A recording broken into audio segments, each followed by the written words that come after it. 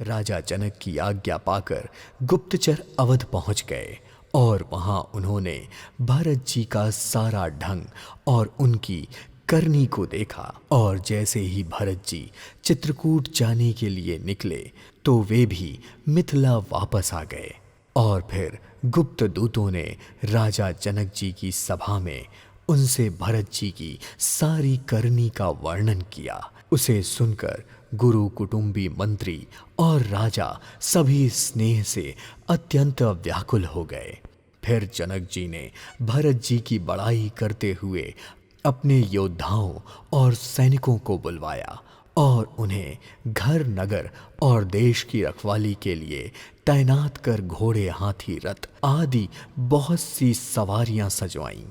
और फिर एक अच्छा सा मुहूर्त देखकर वे उसी समय वन जाने के लिए चल पड़े। राजा ने रास्ते में कहीं भी विश्राम नहीं किया, पर जब सब लोग यमुना में उतरने लगे तब हे नाथ, उन्होंने हमें खबर देने के लिए यहाँ भेजा है। यह सुनकर मुनिश्रेष्ठ वशिष्ठ जी ने 6-7 भीलों को दूतों के साथ जाने का आदेश दिया और उन्हें तुरंत विदा किया। जनक जी के आगमन की खबर सुनकर अयोध्या का सारा समाज हर्षित हो गया, पर श्री राम जी को बड़ा संकोच हुआ और देवराज इंद्र तो विशेष सोच में पड़ गए।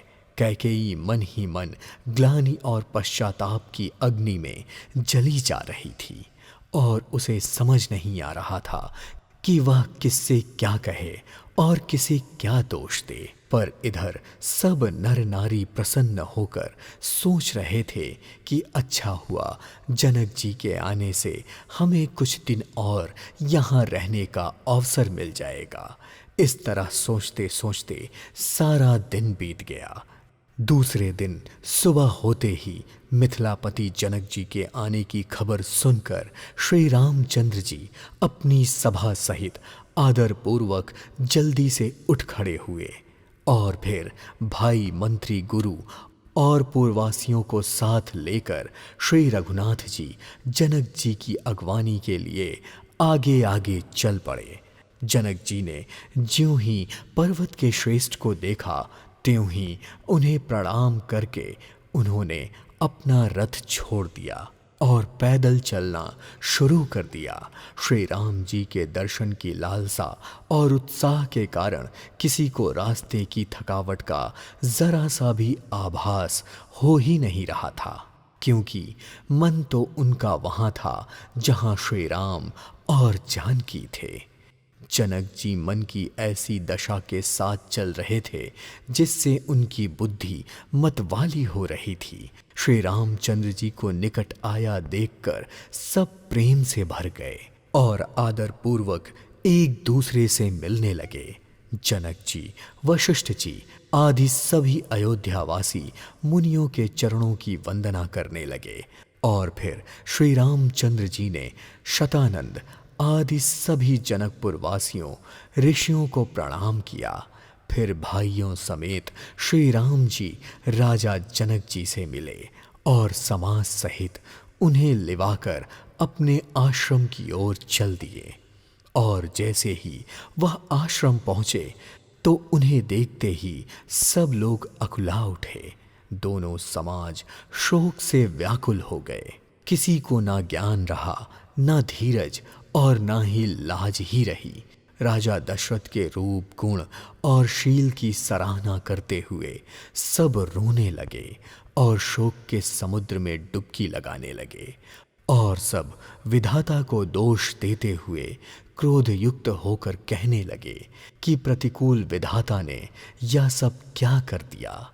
तभी वशिष्ठ जी ने जनक जी से कहा, हे राजन, आप धैर्य धारण कीजिए।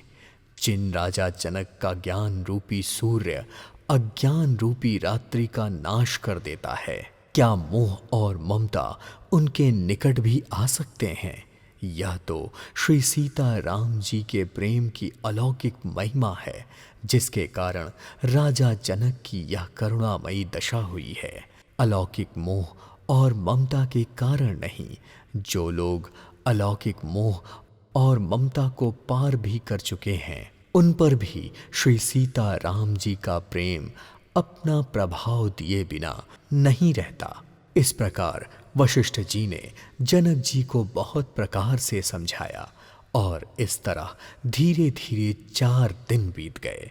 श्री रामचंद्र जी को देखकर सभी नर नारी सुखी हो रहे थे।